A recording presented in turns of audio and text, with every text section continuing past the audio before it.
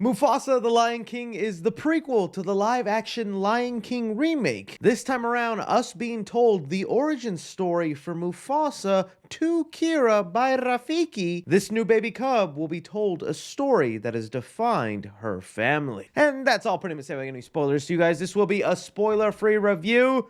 Mufasa. Got the popcorn bucket. Check out what happens when I open it.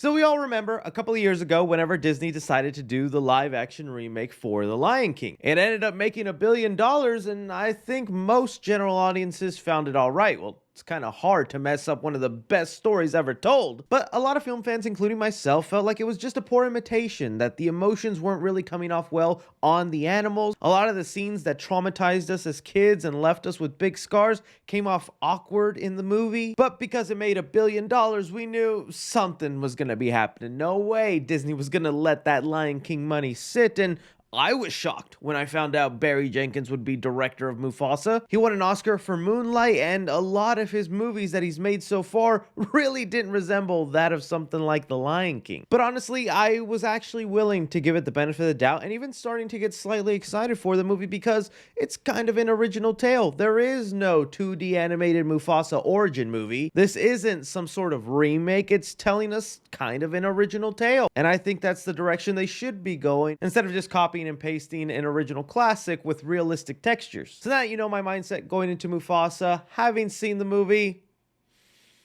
it's fine. I'm gonna get into the good and I'm gonna get into the bad. Starting off with the good, I think if you're someone that actually liked the live action version of The Lion King and you enjoyed the way Disney went about telling that story, you're gonna have a great time with Mufasa. Because I do think this movie is better than the live action Lion King. A lot of the reasons for that is because the animals are way more expressive this time. You can actually feel the emotion they're trying to convey, and they don't just look like a dead, scary animal staring at you on a big screen. The characters are enjoyable. Obviously, with somebody as precious as Mufasa, you're going to want to treat them with care. Lin-Manuel Miranda, who was sorely missing in this year's Moana 2, who didn't come back to do the songs for that movie, guessing because he was too busy writing the songs for Mufasa. A lot of the musical numbers in here are pretty decent. Not really going to say any of these songs come to the level of the original Lion King music. That's hard for any animated movie to do on its own, but there were a few where they were catchy. I was actually into them first time listening in, and that's just something I couldn't say for like Moana 2 this year. I also don't think there's anything aggressively bad about this movie. It's just purely innocent. It's just trying to tell you a semi-heartwarming tale of Mufasa. You know where his story ends, but because of the things that you know will happen in The Lion King, the movie takes its time to also set up other things, important characters of that movie, little winks to the audience. And I think if you're a big fan of Lion King, just that little setup and origin for some things you didn't think about could be nice to see. But jumping on from that point, I want to get on to things I was mixed to negative about, stuff that I felt was holding the movie back. So like I said, I don't think this movie is really bad, but it is really riding that line of being just a fine movie that one could describe as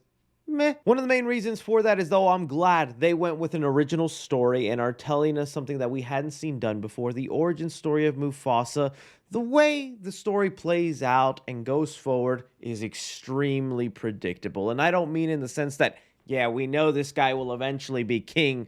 I mean every beat and story plot point, you know where it's headed because of the setup that it has to be for The Lion King. Like, as soon as they revealed the plot that Mufasa is adopted into a family with a brother named Taka, I think it doesn't take a mathematician to know where that is headed. But the movie still tries to treat it like it's a big secret and a big reveal. And honestly, that part of the movie just felt a little weak because you will feel the length of Mufasa. The movie comes close to 2 hours long, but it feels a little bit longer than that. And that length is only made more excruciating because you can clearly see the plot that is being laid out, and I just thought there were some cliche tropes with the handling of Mufasa and Taka. While I love the start of the movie and how they have this brotherly bond, there's even a brother musical number that I thought was one of the catchier songs in the film. The thing that causes conflict between them and lead them to where they're destined to be, I felt was really a 180 turn. Felt very forced and cliche. I mentioned the movie also has a lot of winks and nods to things that will become important in the Lion King story. I think some people are going to find those winks and nods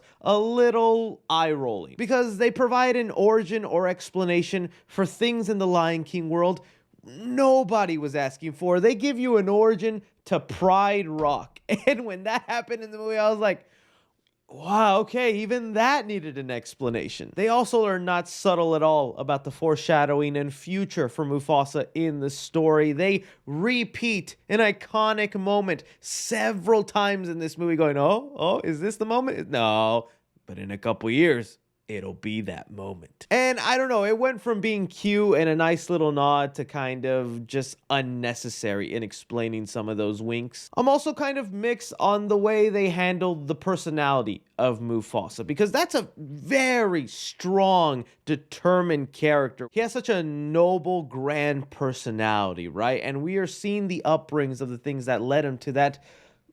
They made him a little too humble. I'm just gonna say, I thought that was kind of the interesting part. I don't need Mufasa to be a power hungry, wanting to be a Lion King, but they go so far into this like humbling or opposite side of who he eventually becomes that it starts to feel like, is this really the correct upbringing that leads us to where we know Mufasa? So many moments of him denouncing wanting to be king or running away from this future he's destined to have when the movie's just pushing this stuff on him because we know that's where he leads. Not the biggest nitpick, but it definitely had me going, I get Mufasa's humbled and a good guy, but I feel like you guys are pushing this too far now. But that's really about it. It's nothing that makes this movie absolutely terrible, but I don't think there is anything that special in this movie either. Fans of the last movie are going to come out enjoying this. If you're a huge Lion King fan and you just enjoy anything Lion King, this is going to satisfy that. But for those wondering if this really was worth it, if the Oscar-winning director worked his magic here, did his best, and it turned out to be a movie I didn't mind watching. So when it comes to Mufasa, I'm gonna give action 3 stars. There is a lot of animal fight sequences. There's some really cool albino lions that I thought were interesting villains for the film. Probably one of the better uses of adding something new into the Lion King world and how that would fit in. Comedy in the movie, I'm gonna give it 2 stars. It's really innocent, lighthearted humor. It's a family film. It's Lion King. Nothing really had me laughing out of my seat, but it was cute enough for the film. Drama in the movie, I'm gonna give it 2.5 stars. I think the plot is just a little too predictable. Some of the things they're building towards and setting up are so obvious to anyone who knows the Lion King story. And plus the turn of some of the major characters I thought were done in cliched ways. Kinda was hoping more for this story, especially with an Oscar director at the helm. Horror in the movie, I'll give 1 star to. Big scary lions roaring on screen. That'll make some kid cry. And suspense in the movie, I'm gonna give it 2 stars because of its predictable nature, and you know where some of the story points are headed. You're just not that wondering at what's exactly gonna go on next. Casual moviegoers, I'm gonna give it a B+. Cinephiles, I'm gonna give it a C+.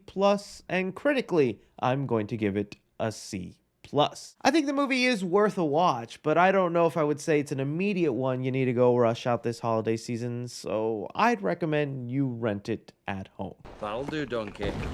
That'll do. Again, that's just my opinion on Mufasa. I know there's going to be some diehard Lion King fans that are like, Chris, you have no idea. This was a cinematic masterpiece. And hey, I am happy for you. Like I said, I think this is a step up from the last Lion King movie. It is decent, but I think it is just missing that magical spark I was hoping for. Let me know your guys' opinions on Mufasa if you got around to seeing it. Don't forget to like, subscribe, follow me on Twitter at 3C Films or on TikTok at 3C Films. But as always, I'm Chris.